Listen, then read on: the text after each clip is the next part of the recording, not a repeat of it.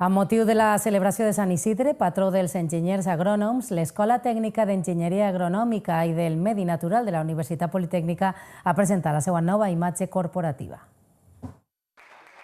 En la jornada d'avui s'ha presentat la nova imatge corporativa de l'escola amb un nou símbol que reflexa els valors agroalimentaris i medioambientals d'estos estudis superiors. La nova imatge corporativa s'ha desenvolupat durant tot el curs amb l'objectiu de consolidar i divulgar als alumnes de batxillerat la tercera Olimpiada Agroalimentaria y del Medi Natural. Presentamos el cambio de la nueva imagen corporativa, de comunicación corporativa de la escuela, estrenamos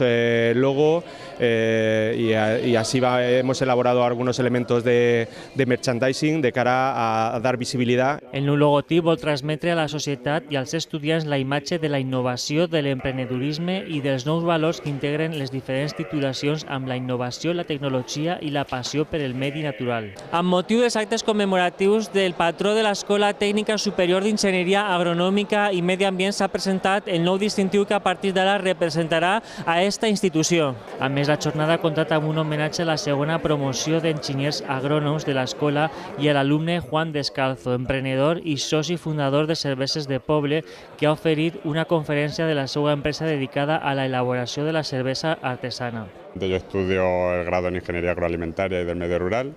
y que hay más ligado al agroalimentario, que es un producto que está hecho íntegramente de algo que viene prácticamente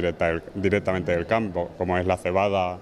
o el trigo. Els actes commemoratius finalitzaran demà amb la celebració d'un acte institucional commemoratiu de la festivitat de Sant Isidre amb l'entrega de premis de la tercera Olimpiada Agroalimentaria i del Medi Natural de València.